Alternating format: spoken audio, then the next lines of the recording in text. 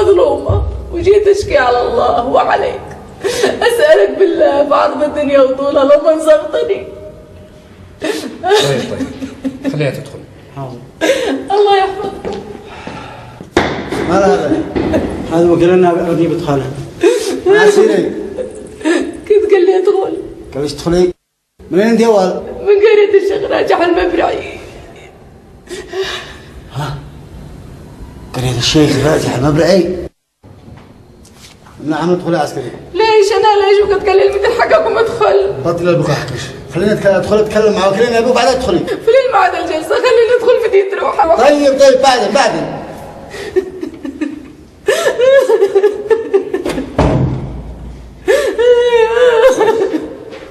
سمعتك وانت بتمنع عمر من الدخول، ليش؟ الواجب هي حياتك يا استاذ احمد. ليش؟ أو في هذا المكلف المسكين ما يخوف؟ يمكن قد تكون من أقارب الشيخ المبرعي وجيت تندبل.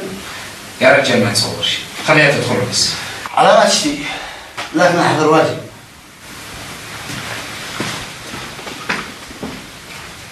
خلاص حتى ادخل يلا. مرحبا شطرحة وغير خايفة على صبوح أخي. لا تخافش على صباح. صباح خش في الوجود يلا ادخلي. تفضلي امسكوا.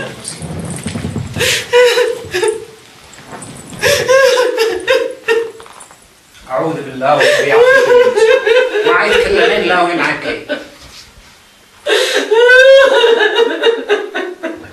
هتسكتين من البكاء وانت خرجتي مع السلامة.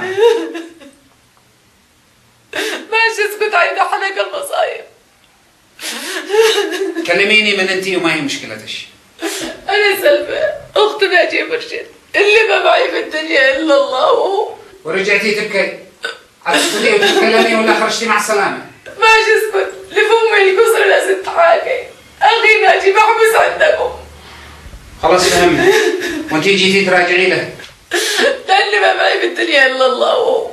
بعد ما مات أبي وأمي من القهر وفلتونا لحالنا الاثنين. وده الحين عايبة لابني يا أخي. أسألك بالله بعرض الدنيا وطولها ارحمني وارحم ضعفي. اسمعي يا سلمى، أخوش ناجي ارتكب جريمة. كنت قالوا لي انه رمى العسكري لكن مش برضا ولا اختيارك. ناجي يا اخي مسكين هو بذمة الحق الله خير راجع بالحج معسل. وما دام مش عارفة كيف تشتيني اطلق صراحة خوش واحنا ما احناش دارين كيف حالة العسكري، هو عيموت او عيتباخر. ما عمل غير شر عليه من الموت. ان شاء الله ربنا يشفيه. بالحين انا فخي كيف عاد معلومة؟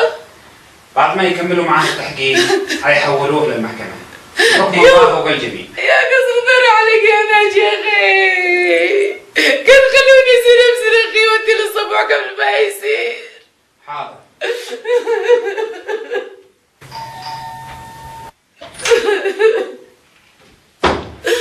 خلي من يدي ناجي. لا يا أستاذ ناجي.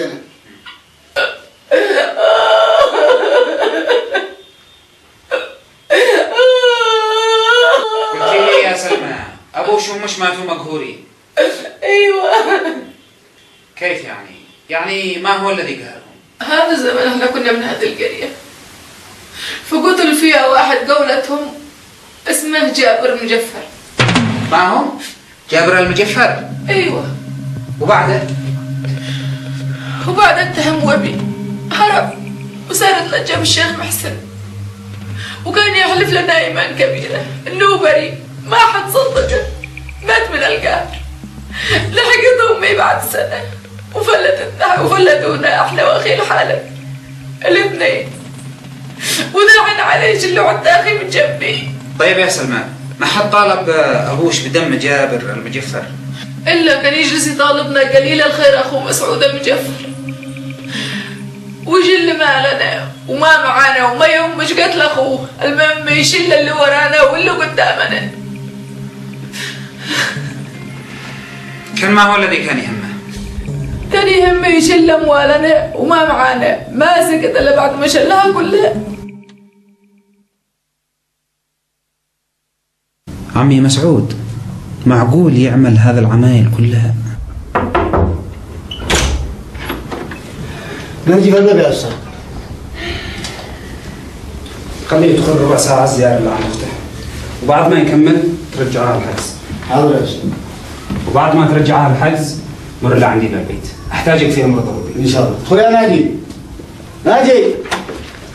تفضل. تفضل. مع السلامة.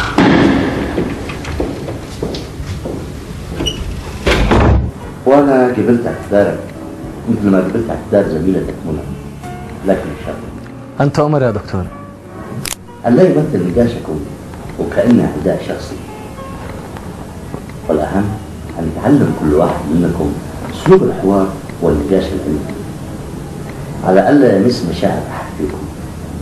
أنتم هنا في صرح علمي شامل، وينبغي أن تسموا في نقاشكم إلى مستوى يتماشى ويتساوى مع هذا الشمول. أنتم هنا في جامعة. أشكرك يا دكتور، وهذه شهادة أعتز بها، وأنا ممتن لك بقبول اعتذاري. بالمناسبة يا ناصر، أنا أعجبني أسلوبك في كتابة البحث، وكنت أقرأ فيك شوية. شعرت وأنا أقرأ البحث إنك كتبته وكأنك كنت تعيش ظاهرة الثأر، كتبته بأسلوب فريد، لأنه لفت نظري بعض الأفكار التي أوردتها في بحثك. أنا متأكد بواثق أنك غير مؤمن بهذه الأفكار، لولا انعكاس ظروف الواقع اللي كان مسيطر على نفسيتك وتفكيرك أثناء كتابتك في البحث. ها؟ ما قصدك يا دكتور؟ ولا حاجة. على كل الآن أنا عندي موعد مهم. خير يا دكتور.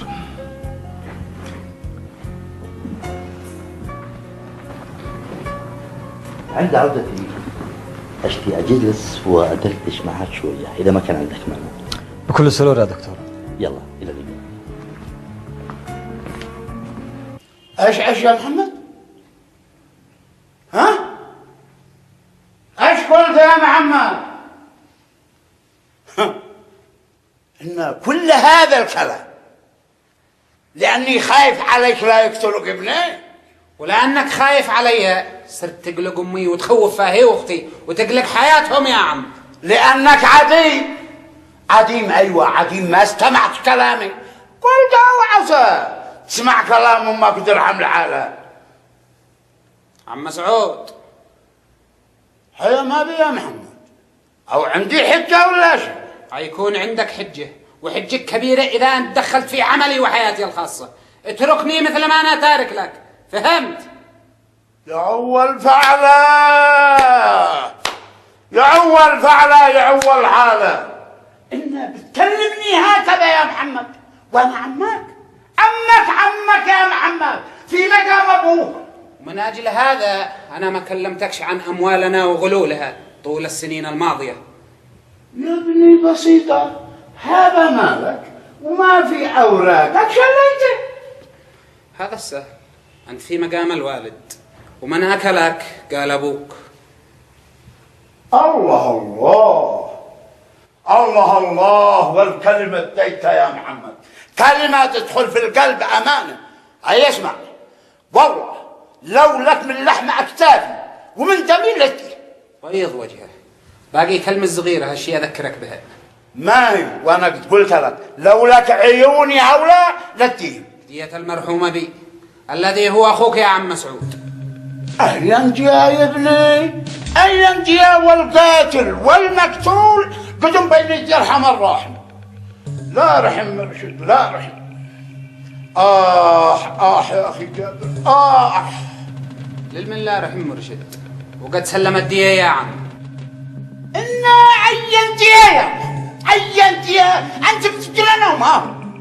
أنت أخبر يا عم، راجع نفسك خاطرك.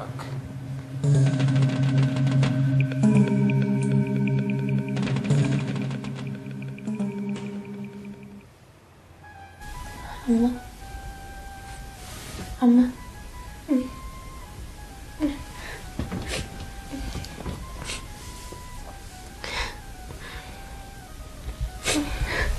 قومي كلي يا عمّا.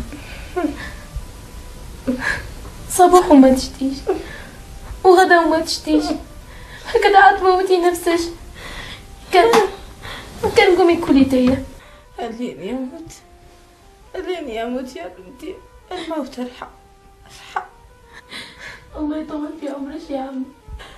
أيوة، يا ريت ربي يطول في عمري.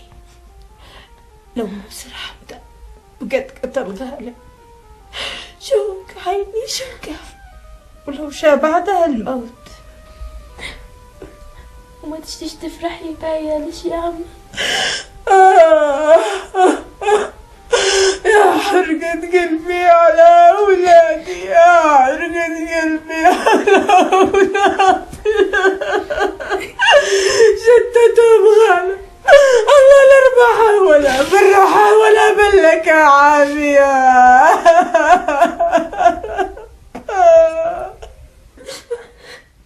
آمين آمين يا رب العالمين.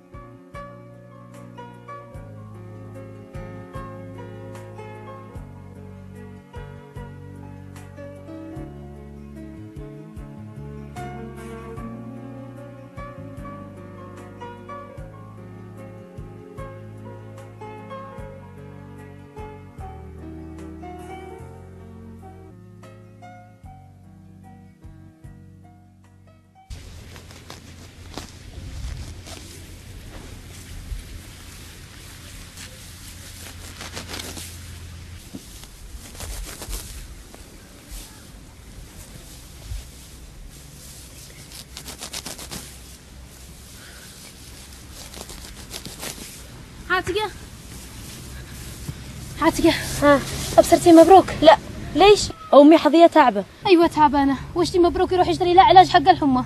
يمكن يكون عند حمدان. الله يعلم، لي أسبوع وأنا ما قدرت أخرج من البيت، جالسة عند أمي حظية. أنت المفروض يا زينب تنبهي حمدان أن أمي حظية تعبة.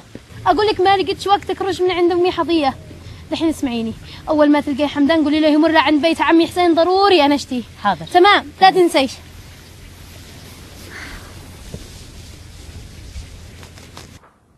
مش عارف يا دكتورة، هل معنى هذا بعد ما اطلعت على بحثي استنتجت ان عندي حالة نفسية مسيطرة عليها ولا كيف؟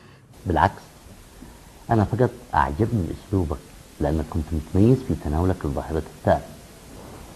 كتبتها بأسلوب شيق. قلة يا ناصر، قلة قليلة جدا وأنت واحد منهم.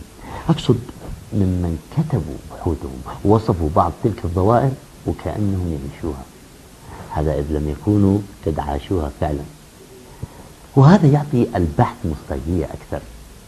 عندما يضع الباحث وجهة نظره في الحلول والمقترحات، تكون تلك المقترحات من وجهة نظر كثير من الأخصائيين الاجتماعيين بأنها تسهم في الحد من تفشي تلك الظاهرة، إن لم تسهم في القضاء عليها.